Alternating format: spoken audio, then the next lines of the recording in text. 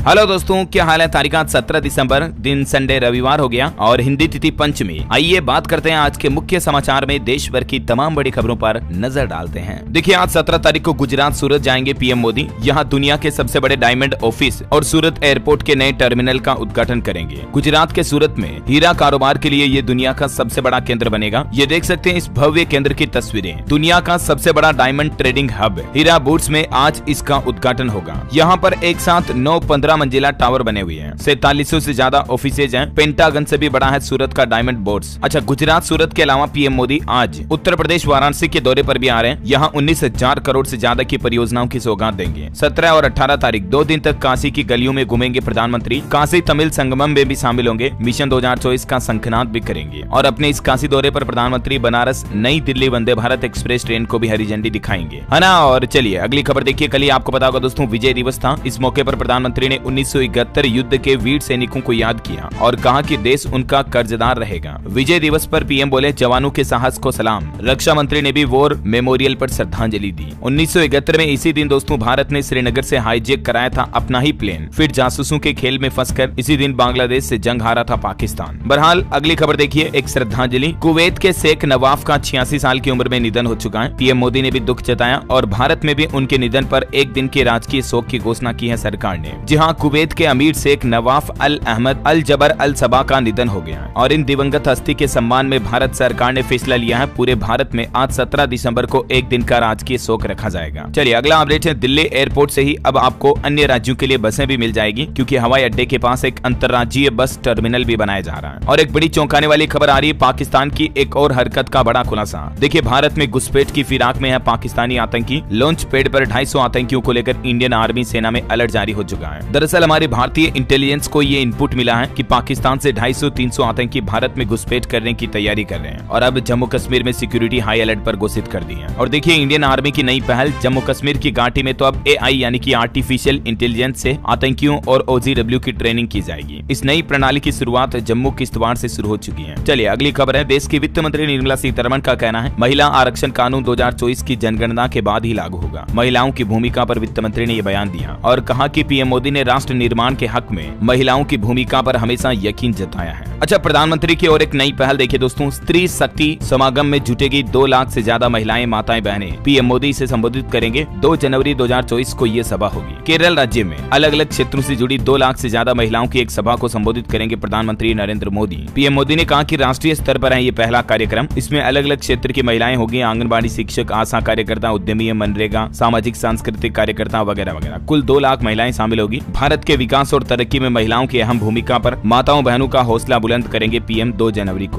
केरल राज्य में ये आयोजन होगा, है ना। अच्छा, वैसे दोस्तों केरल राज्य से याद आया, केरल में तो देखिए कोरोना का एक नया वेरिएंट सामने आया है। जी हाँ, देखिए इस वक्त की बड़ी big breaking news update. Kerala में मिला एक और कोरोना का नया उपस्वरूप, जिसका नाम रखा है JN1। हालांकि एक अच्छी बात यह है कि एक्सपर्ट का कहना है कि अभी तक इस वेरिएंट से खतरा नहीं है। जीनोम सीक्वेंसिंग से वैज्ञानिकों ने कोरोना का यह नया स्वरूप खोजा है। फिर भी थोड़ी चिंता तो होनी ही है, क्योंकि दोस्तों आजकल सर्दियों में कोरोना के मामले भारत में भी फिर से बढ़ने लगे हैं। केरल राज्य में यह मामला सामने आने के बाद तमिलनाडु सरकार ने भी अलर्ट जारी कर दिया और केंद्र सरकार भी इस मामले पर निगरानी बनाए हुए है। कर्नाटक के भी अस्पतालों में सरकार ने मॉक ड्रिल के आदेश जारी किए हैं। केरल के आसपास के राज्य सरकारें भी अलर्ट हो गई हैं। चलिए अगली खबर आ रही कि महंगे आलू, लहसुन व प्याज की कीमतों में गिरावट आने से लोगों को महंगाई से थोड़ी राहत मिली है। हाल ही में जो सरकार ने इनके एक्सपोर्ट यानी कि निर्यात वगैरह पर जो फैसले लिए थे, उनका असर अब बाजारों में दिखने लगा है। चलिए अगली खबर है। उड़ीसा राज्य में देखिए, मुख्यमंत्री नवीन पटनायक ने राज्य को बड़ी सौगात दी है। एक काम्र विधानसभा क्षेत्र में 159 करोड़ रुपए की 4 विकास परियोजनाओं का शिलान्यास किया। बड़ी खबर है, जम्मू कश्मीर को मिलेगी बड़ी सौगात। केंद्र सरकार ने 476 करोड़ रुपए की 102 जलापूर्ति योजनाओं को भी दी मंजूरी। और खबर है, गृह मंत्रालय ने हमारे देश के सभी IPS अधिकारियों के लिए एक नया नोटिस जारी किया, जिसमें कहा गया कि 31 जनवरी तक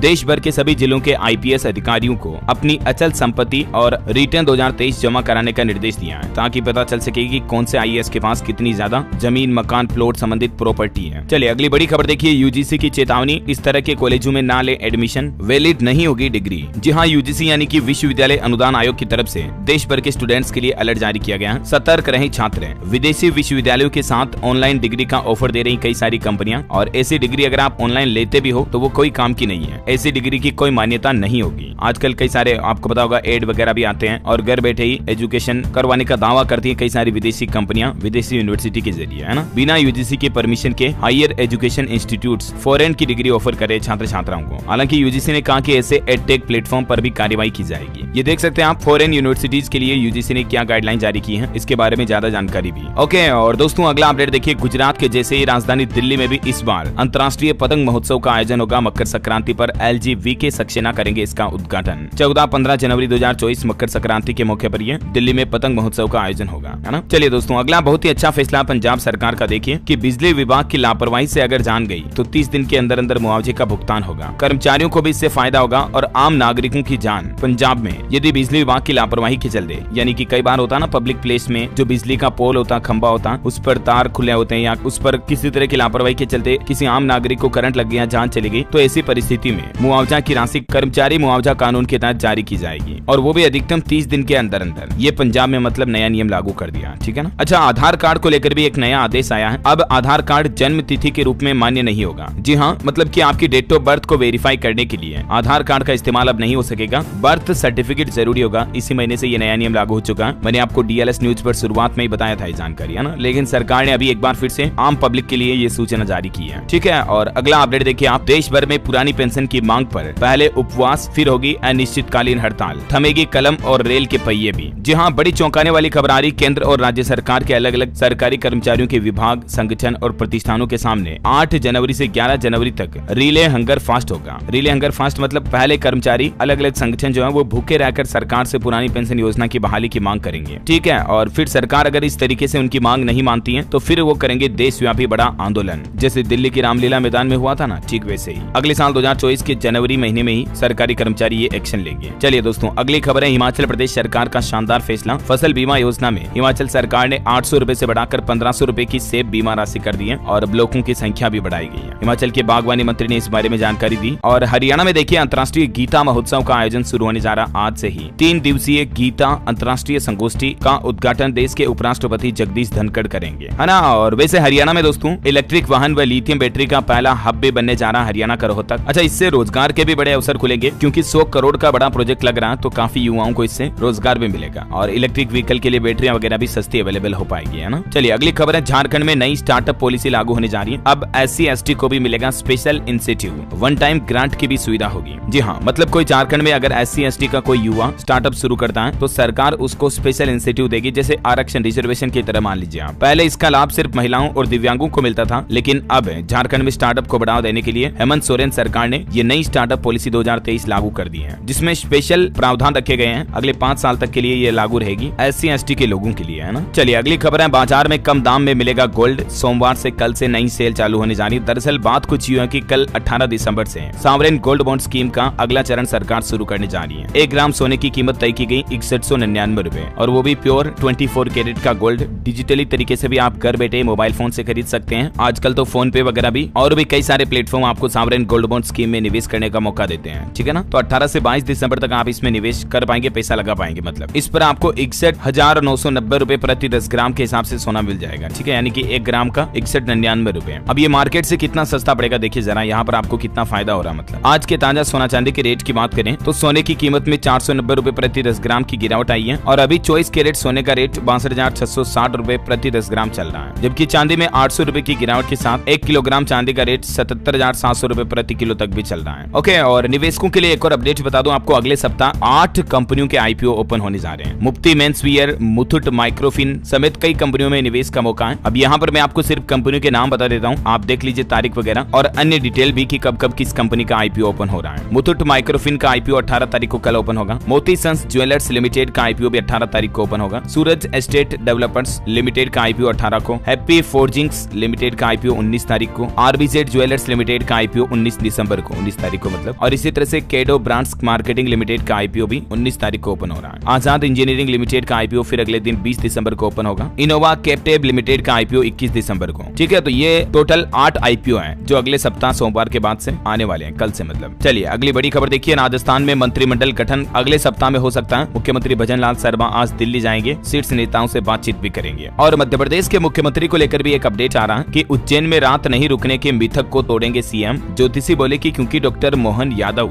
जो कि मध्य प्रदेश के नए सीएम बने ना, वो उज्जैन के ही रहने वाले हैं, तो इसीलिए अगर वो उज्जैन में रात रुक भी जाते तो कोई दिक्कत नहीं होगी। वरना उज्जैन में ये मान्यता है कि उज्जैन के जो महाकालेश्वर है वो वहाँ के राजा हैं और उज्जैन में कभी हमारे देश के किसी भी राज्य का मुख्यमंत्री या देश का प्रधानमंत्री या राष्ट्रपति रात नहीं रुकते उज्जैन में, क्योंकि देश का कोई दूसरा राजा वहाँ रात नहीं रुक सकता महाकालेश्वर के अलावा। ऐसी मान्यता मतलब, लेकिन अब ज्योतिषियों ने इसका तोड़ भी निकाल दिया। वैसे देखिए, मध्य प्रदेश के मुख्यमंत्री ने नई सरकार बनते दूसरा बड़ा एक्शन लिया। नर्मदापुरम में रेत माफिया पर पहली बार चला बुलडोजर। जी हाँ, योगी आदित्यनाथ की राह पर चलने लगे हैं नए राज्यों के सीएम भी। देखिए जरा आप, योगी की तरह मध्य प्रदेश के सीएम मोहन यादव हार्ड हिंदुत्व की राह पर आगे बढ़ रहे हैं और अपराधियों पर सख्त कार्रवाई भी कर रहे हैं। ताबड़तोड़ फैसले लिए जा रहे हैं एक के बाद एक। पहले दिन एमपी में खुले में मांस मछली बेचने पर बैन लगाया। धार्मिक स्थलों के लाउडस्पीकर पर भी फैसला लिया योगी की तरह। और अब नई कार्रवाई आ चुकी है, बुलडोजर चलने लगा अपराधियों पर, रेत माफियाओं के घरों पर। अमेजिंग राइट, होना ही चाहिए ऐसा। चलिए अगली खबर देखिए। मध्य प्रदेश में चुनावी हार के बाद अब कमलनाथ की भी छुट्टी कर दी कांग्रेस ने। जीतू पटवारी को बनाया नया प्रदेश अध्यक्ष। चलिए दोस्तों, अगला एक नया नियम देखिए। पुलिस क्रिमिनल कोर्ट को पासपोर्ट जब्त करने का अधिकार नहीं है। कर्नाटक हाईकोर्ट ने एक बड़ा फैसला सुनाते हुए कहा कि इनके पास सिविल कोर्ट जितनी शक्तियां हैं। बिजनेसमैन का पासपोर्ट लौटाने का आदेश दिया एक ऐसे ही केस की सुनवाई करते हुए। चलिए बड़ी खबर है, भारत अमेरिका रिश्तों के लिए खतरा बन सकता है पन्नू केस। 5 भारतवंशी सांसद बोले कि अमेरिकी जमीन पर साजिश न दोहराए, भारत जांच में करे मदद। बड़ी खबर है, पूरे भारत को राम मंदिर ने जोड़ा। तमिलनाडु से आई घंटी रोज बजेगी अयोध्या में। एक घंटी का वजन 120 किलो है और ये कई सारी घंटियां अयोध्या के राम मंदिर में लगाई जा रही हैं। अयोध्या से जुड़े कुछ और शानदार अपडेट देखिए आप। राम मंदिर के दर्शन के लिए रेलवे की तरफ से 1000 से ज्यादा स्पेशल ट्रेनें चलाने का फैसला किया है, क्योंकि रोजाना 50,000 से भी ज्यादा दर्शक अयोध्या तक पहुंचेंगे, तो कई जगहों पर नए रेलवे स्टेशन का निर्माण भी किया जाना। अच्छा, इसके अलावा अयोध्या में श्री राम एयरपोर्ट की सुरक्षा में भी 300 से ज्यादा जवान तैनात होंगे। पीएम मोदी सप्ताह भर के अंदर अंदर इसका उद्घाटन करेंगे। और देखिए, अयोध्या में बनेगी देश की सबसे बड़ी मस्जिद। पैगंबर के नाम पर रखा गया नाम। कैंसर अस्पताल से लेकर स्कूल, कॉलेज, लाइब्रेरी तक भी इस मस्जिद के परिसर में बनाए जाएंगे, है ना। और चलिए अगली बड़ी खबर देखिए। 18 दिसंबर से कांग्रेस की क्राउड फंडिंग मुहिम की शुरुआत होने जा रही है। कांग्रेस ने इसका नाम रखा है डोनेट फॉर देश। हर कांग्रेस पदाधिकारियों को देने होंगे 1380 रुपए। इस तरह से कांग्रेस अब बजट कलेक्शन कर रहा है। वैसे हाल ही में जो झारखंड के कांग्रेस सांसद धीरज साहू के कई ठिकानों पर आईटी विभाग ने रेड मारी और 350 करोड़ रुपए पकड़ में आए ना, उस पर अब सांसद का कहना कि ये पैसे मेरे नहीं, सारे पैसे परिवार के हैं, इसे पार्टी से भी ना जोड़ें। बाकी पैसों के तो बहुत सारे ढेर बरामद हुए, देख सकते हैं आप। अच्छा दोस्तों, अगली बड़ी चौंकाने वाली रिपोर्ट सामने आ रही है कि देश में बाल विवाह को रोकने की कोशिशें कम हो रही धीरे धीरे। पंजाब, पश्चिम बंगाल समेत देश के 6 राज्यों में कम उम्र की लड़कियों की शादी का ग्राफ बढ़ रहा है पिछले कुछ सालों के दौरान। यूनिसेफ की ताजा रिपोर्ट में ये आंकड़े सामने आए हैं। वैसे असम सरकार एक अच्छी पहल कर रही विवाह से संबंधित थी। फरवरी में पेश होगा असम में बहु विवाह पर प्रतिबंध लगाने वाला विधेयक। यानी इस कानून के बनने के बाद कोई एक से ज्यादा बीवी नहीं रख पाएगा। लव जिहाद रोकने के लिए असम के मुख्यमंत्री हेमंत बिश्व शर्मा का कहना कि सरकार ये नया कानून लेकर आ रही है। चलिए अगली रिपोर्ट देखिए जरा। देश की अदालतों में 5 करोड़ केस पेंडिंग है। कानून मंत्री ने लोकसभा में जवाब देते हुए कहा कि सुप्रीम कोर्ट में 80,000 और हाई कोर्ट में तो 61 लाख से ज्यादा मामले पेंडिंग है, मतलब जिनकी सुनवाई चल रही है, ऐसे केस जिनका रिजल्ट नहीं आया है। और इसके अलावा छोटी मोटी अदालतों में जिला अदालतें, तहसील लेवल पर कुल मिलाकर 5 करोड़ से ज्यादा अदालतों के केस पेंडिंग है। देखिए जरा। अच्छा, अगली खबर देखिए। आपके मन को रोमांचित कर देने वाली एक न्यूज बताता हूँ। देखिए, हिमाचल प्रदेश में स्कूटी के साथ पैराग्लाइडिंग का वीडियो सामने आया है। पंजाब के हर्ष का यह हैरत अंगेज कारनामा देखने को मिला। बिलासपुर में 5 मिनट तक हवा में उड़ान भरी और वो भी स्कूटी के साथ पैरासूट पर, देख सकते हैं आप। Amazing right. इसे देखकर आपका दिल रोमांचित हुआ कि नहीं, ये बताओ आप तो। चलिए अगली खबर देखिए। कंगाल पाकिस्तान पर यूएई को आया तरस। फ्री में कराई कृत्रिम बारिश, पोल्यूशन से दिलाई पड़ोसी देश को निजात। और देखिए, कांग्रेस विधायकों ने अब बीजेपी ने चुनाव कैसे जीता इस पर प्रतिक्रिया भी दी है। ईवीएम पर बोले कि जहां हमें वोट मिलने थे वहां नहीं मिले, कुछ तो गड़बड़ है दया। ये मतलब अब कांग्रेसियों ने आरोप लगाए हैं चुनाव हारने के बाद। चलिए अगली खबर देखिए। भारत को किराए की कोक का कारोबार नहीं बनने देंगे। सेरोगेसी डोनर बैन पर दिल्ली हाईकोर्ट ने कहा कि अंगदान की परमिशन दी तो आधे गरीब किडनी लिवर खो देंगे। दिल्ली उच्च न्यायालय की तरफ से इस मामले पर एक सुनवाई हुई, देख सकते हैं आप। और ये बहुत ही महत्वपूर्ण फैसला सुना है। अच्छा, अभी तो अपन कुछ और महत्वपूर्ण और काम की खबरें देखेंगे। सरकार के कुछ बड़े ऐलान, नए नियम, नई योजनाओं के बारे में मैं आपको बताऊंगा दोस्तों। लेकिन वीडियो में अपन आगे बढ़े इससे पहले आज के मौसम समाचार पर नजर डाल लेते हैं। देखिए, जम्मू कश्मीर में फिर से बर्फबारी शुरू हुई। जम्मू के गुलमर्ग में तो तापमान -3 डिग्री तक चल रहा अभी। एमपी, राजस्थान में भी क्रिसमस से पहले बारिश के आसार हैं। उत्तर प्रदेश में 1 डिग्री तक पारा गिरेगा। हिमाचल में 5 दिनों तक मौसम साफ रहने के आसार। 22 दिसंबर को कुछ भागों में बारिश और बर्फबारी की संभावना। वैसे आज भी कुछ जगहों पर हिमाचल में बारिश बर्फबारी हो सकती है। मैदानी इलाकों में घना कोहरा छाया रहेगा। 100 मीटर विजिबिलिटी पहुंच चुकी है। मौसम विभाग ने पर्यटकों को गर्म कपड़े साथ में लाने की एडवाइजरी भी जारी की है। राजस्थान के भी कुछ जिलों में बारिश का अलर्ट। क्रिसमस पर पड़ सकती है कड़ाके की की सर्दी, खेतों में जमी बर्फ की परत। मध्य प्रदेश में फिर शुरू होगा बारिश का दौर। 23-24 दिसंबर को बारिश की संभावना। 7 दिन में 2 सिस्टम एक्टिव होंगे। यूपी में सताएगी शीतलहर, 1 डिग्री तक गिरेगा पारा। बरेली सबसे ठंडा इलाका रहा। कानपुर में 10 सालों का रिकॉर्ड टूटा। और इसी बीच स्काईमेड वेदर की रिपोर्ट के मुताबिक अगले 24 घंटों के दौरान 17 से 19 दिसंबर तक देश के अलग अलग हिस्सों में कहां बारिश की संभावना है, आप देख सकते हैं। ओके, और बाकी सोना चांदी के रेट तो दोस्तों मैंने आपको पहले ही बता दिए। चलिए आगे बढ़ते हैं खबरों में। देखिए, छींक आती है ना, छींक हमें उसको कभी रोके नहीं। बड़ा खतरनाक हो सकता है। एक ब्रिटिश नागरिक के साथ हुए हादसे के बाद दुनिया भर के डॉक्टर और एक्सपर्ट ने चेतावनी दी है। ब्रिटिश का एक नागरिक जो छींक को रोकता है तो श्वास नली में 2 मिलीमीटर तक का जख्म बन गया, 2 mm का। स्कैनिंग में ये पता चला, तो इसलिए छींक को कभी रोके नहीं, ठीक है ना। चलिए अगली खबर, IPL मिनी ऑक्शन 19 दिसंबर को होगा। 77 स्लॉट भरे जाएंगे। गुजरात को हार्दिक का विकल्प चाहिए। KKR में सबसे ज्यादा 12 प्लेयर्स की जरूरत है। चलिए, राजस्थान में नई सरकार बनने के बाद देखिए शिक्षा विभाग एक्शन में आया। 1452 को मिली नियुक्ति। भजनलाल सरकार ने आदेश जारी किए। 824 टीचर्स और 528 अनुदेशकों को पोस्टिंग दी गई। राजस्थान के डिप्टी सीएम दिया कुमारी और प्रेमचंद बेरवा की शपथ को भी हाई कोर्ट में चुनौती दी गई। एक एडवोकेट ने चुनौती देते हुए कहा कि डिप्टी सीएम पद का संविधान में कोई प्रावधान ही नहीं है। इनकी नियुक्ति रद्द करने की मांग की है। देखते हैं हाईकोर्ट की तरफ से इस पर क्या फैसला था। जो भी खबर आएगी मैं आपको बता दूंगा। एक और अच्छी खबर देखिए, राजस्थान वासियों के लिए 110 किलोमीटर प्रति घंटा की रफ्तार से दौड़ी electric special train. Jodhpur Makrana double line पर 191 किलोमीटर में इलेक्ट्रिफिकेशन का काम कंप्लीट हो चुका और इसका ट्रायल भी सफल हुआ। और खबर देखिए, मध्य प्रदेश समेत 5 चुनावी राज्यों में विकसित भारत संकल्प यात्रा का शुभारंभ हुआ। पीएम मोदी ने विकसित राष्ट्र बनाने की शपथ दिलाई। वाहनों को हरी झंडी दिखाकर रवाना भी किया। और बड़ी खबर है, इजराइल को 10,000 वर्कर देगा हरियाणा। हरियाणा राज्य सरकार की तरफ से फैसला किया गया। कौशल रोजगार निगम ने भर्ती निकाली। 1,38,000 सैलरी होगी। दुबई यूके में भी 170 वैकेंसी निकाली गई है। तो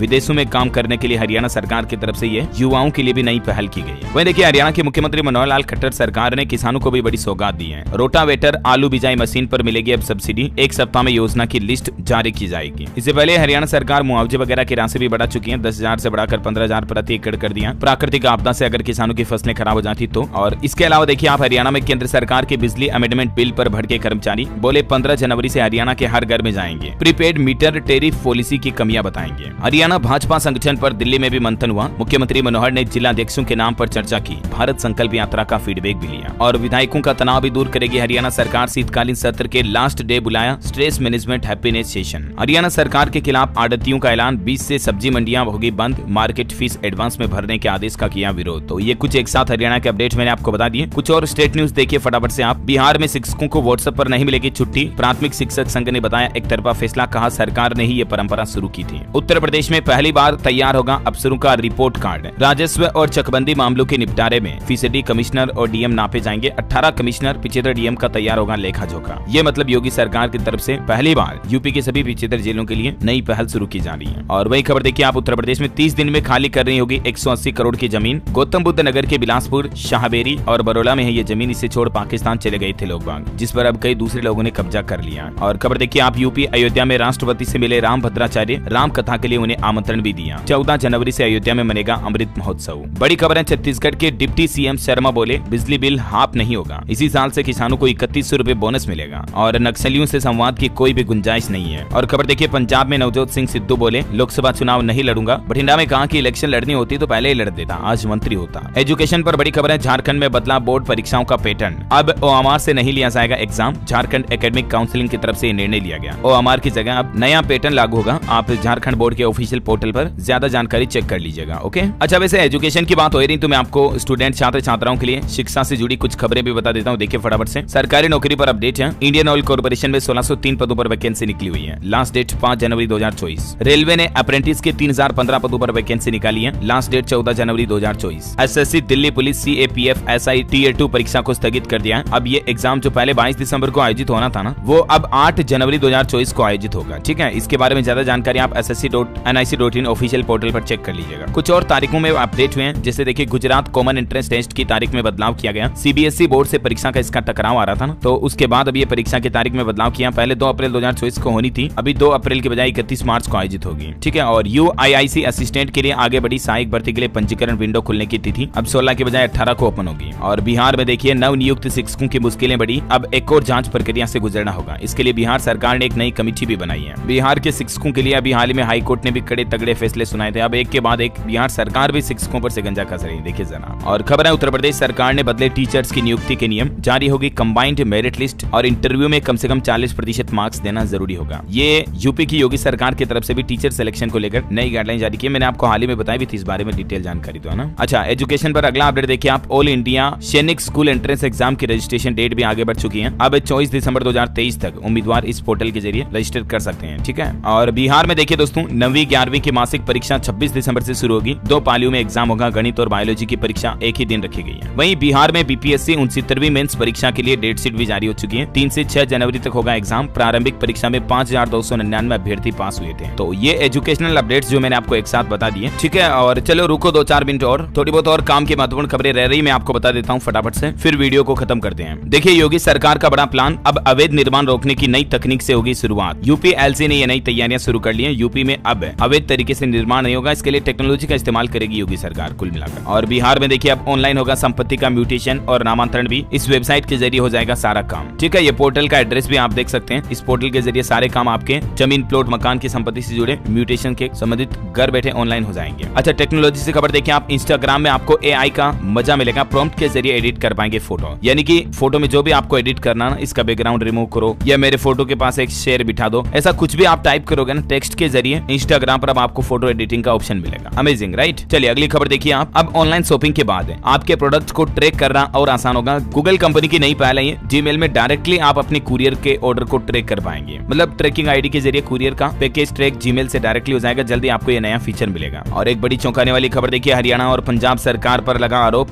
गौशालाओं की बुरी दशा पर 5 साल से कोई स्टेटस रिपोर्ट जारी नहीं की। खबर है दोस्तों, नए साल 2024 में जो बजट आएगा ना फरवरी में, उसमें 3 दिन मिलेगी छुट्टी, लेकिन कट जाएगी सैलरी। सरकार बजट में ये नए नियमों का ऐलान कर सकती है। लेबर कोड को लेकर नया लेबर कोड, जो नया लेबर कानून, ये लाने का प्लान किया जा रहा है। 23 राज्यों में इसका ड्राफ्ट कानून भी तैयार हो चुका है। देखते हैं बजट में इसकी शुरुआत होती है या नहीं। जो भी अपडेट आएंगे मैं आपको बता ही दूंगा इसी चैनल डीएलएस न्यूज के माध्यम से, ठीक है। फिलहाल अगली खबर देखिए आप। स्वतंत्र उम्मीदवार के रूप में राष्ट्रपति चुनाव लड़ेंगे रूस के राष्ट्रपति व्लादिमीर पुतिन। चुनाव प्रचार में शामिल होंगे 35 लाख सदस्य भी। और खबर है हिमाचल प्रदेश शिमला में न्यू ईयर और क्रिसमस बनेगा यादगार। 25 से 31 दिसंबर तक विंटर कार्निवल फेस्टिवल का आयोजन किया जाएगा। चलिए अगली बड़ी चौंकाने वाली खबर देखिए दोस्तों। हमारे आरबीआई के पूर्व गवर्नर रघुराम राजन ने भारत की इकोनॉमी को लेकर कहा कि अगर विकास दर 6% से ज्यादा नहीं हुई तो भारत 2047 तक भी निम्न मध्यम अर्थव्यवस्था बना रहेगा। यानी कि हमें भारत को विकसित भारत बनाना है तो इसकी विकास दर को कम से कम 6% से ज्यादा ही रखना होगा, ऐसा। और अगली खबर देखिए, भारत और ओमान के बीच आर्थिक साझेदारी हुई और मजबूत। संयुक्त निवेश कोष की तीसरी किस्त का ऐलान हुआ। आत्मनिर्भर भारत को लेकर केंद्रीय मंत्री अश्विनी वैष्णव बोले, देश में 22 गुना बड़ा मोबाइल का उत्पादन, 12 लाख रोजगारों का सृजन भी हुआ। और पार्लियामेंट में लोकसभा की सुरक्षा में सैन्य मामले की जांच अब उच्च स्तरीय समिति करेगी। सांसदों को लोकसभा स्पीकर बिरला ने पत्र भी जारी किया। ओम बिरला ने चिट्ठी में लिखा कि सांसदों का जो निलंबन किया ना, वो सुरक्षा उल्लंघन का विरोध करने के लिए नहीं किया, बल्कि सदन की पवित्रता बनाए रखने के लिए किया। वैसे इस लोकसभा घुसपैठ केस में 6ठा आरोपी भी गिरफ्तार हो चुका है। और जांच में एक खुलासा ये सामने आया कि ये आत्मदाह करना चाहते थे आरोपी। राहुल गांधी ने कहा कि मोदी की योजनाओं के चलते युवा बेरोजगार हैं और इसीलिए युवा ऐसे संसद में उद्दंड मचा रहे हैं। बहरहाल अगली खबर देखिए आप। केंद्र सरकार की पीएलआई स्कीम शानदार साबित हुई मैन्युफैक्चरिंग सेक्टर के लिए। गेम चेंजर रही मोदी सरकार की ये योजना। एफडीआई यानी कि फॉरेन डायरेक्ट इन्वेस्टमेंट में 76% तक की बढ़ोतरी हुई है इस पीएलआई स्कीम के जरिए। और इंश्योरेंस बीमा पर एक बड़ी चौंकाने वाली रिपोर्ट आ रही, जरा देखिए आप। कोरोना के दौर के बाद भी लोग बाग, देश की 95% आबादी के पास जीवन बीमा नहीं है, लाइफ इंश्योरेंस लेते नहीं है लोग बाग। हालांकि रिलायंस कंपनी एक नई पहल शुरू कर रही है देखिए बीमा को लेकर। कैंसर या बाईपास सर्जरी दुनिया में कहीं भी इलाज कराओगे तो रिलायंस की इस नई हेल्थ इंश्योरेंस पॉलिसी के तहत आपको 8.5 करोड़ रुपए तक का बीमा कवर मिलेगा। ज्यादा जानकारी देख सकते हैं आप। और बड़ी खबर देखिए, कस्टम डिपार्टमेंट के नाम पर अगर आपको फोन आए तो सावधान हो जाएं, वरना बड़ा नुकसान हो सकता है। सरकार की तरफ से अलर्ट जारी किया गया, आप ठगी के शिकार हो सकते हैं। और खबर है दोस्तों, देश की पहली एआई सिटी के तौर पर यानी आर्टिफिशियल इंटेलिजेंस शहर के तौर पर लखनऊ का कायाकल्प डेवलप हो रहा। मुख्यमंत्री योगी आदित्यनाथ की तरफ से मास्टर प्लान बनाया गया। और खबर देखिए, इस साल एडवांस टैक्स में करीब 20% का बड़ा उछाल देखा गया। सरकारी खजाने में 6,24,000 करोड़ के लगभग एडवांस टैक्स कलेक्शन 15 दिसंबर तक जमा हो रहा है। और बड़ी खबर है, बीच समंदर में नौसेना की धमक, माल्टा के हाईजेक जहाज का रेस्क्यू करने पहुंचा युद्धपोत। इंडियन आर्मी अपनी ताकत दिखा रही है। लगातार बढ़ती जा रही भारतीय सैन्य की ताकत, दुनिया के कई अमीर देश भी अब भारत की आर्मी के पीछे रह रहे हैं। और एक खुशखबरी है, लखनऊ के 100 हेल्थ एटीएम पर होगी खून से जुड़ी जांच। रेट भी इसका तय हो चुका है। हेल्थ एटीएम लगाए गए, मतलब जैसे कुछ एटीएम से पैसे निकलते हैं ना, वैसे हेल्थ एटीएम पर आप खून की जांच करवा पाएंगे। और इसकी रेट लिस्ट क्या होगी जानकारी आप देख सकते हैं। और नए मोबाइल फोन की लॉन्चिंग पर अपडेट देखिए। पोको C65 स्मार्टफोन 8,499 रुपए की शुरुआती कीमत में लॉन्च हुआ। 50 मेगापिक्सल प्लस 2 मेगापिक्सल का मेन कैमरा मिलेगा। और रेडमी नोट की 13 स्मार्टफोन सीरीज 4 जनवरी 2024 को लॉन्च होगी। और वहीं निवेशकों के लिए म्यूचुअल फंड से जुड़ा एक अपडेट देखिए आप। कम रिस्क के साथ मिलेगा एफडी से ज्यादा फायदा। ब्लू चिप फंड्स ने बीते 1 साल में 24% तक का रिटर्न दिया है। यहाँ स्टॉक मार्केट से थोड़ा रिस्क कम होता है। लगाएं। जरूरी नहीं कि आप इसी म्यूचुअल फंड में लगाएं, ये कोई स्पॉन्सर नहीं है, लेकिन जस्ट फॉर एग्जांपल आपको बता रहा हूं। अच्छा खबर देखिए, माता वैष्णो देवी दर्शन के लिए पहुंचे श्रद्धालुओं ने तोड़ा साल 2022 का रिकॉर्ड, व्यापारी वर्ग में खुशी की लहर देखी गई। 2022 में वैष्णो देवी के कुल 91,24,000 से भी ज्यादा भक्तों ने दरबार में हाजिरी लगाई।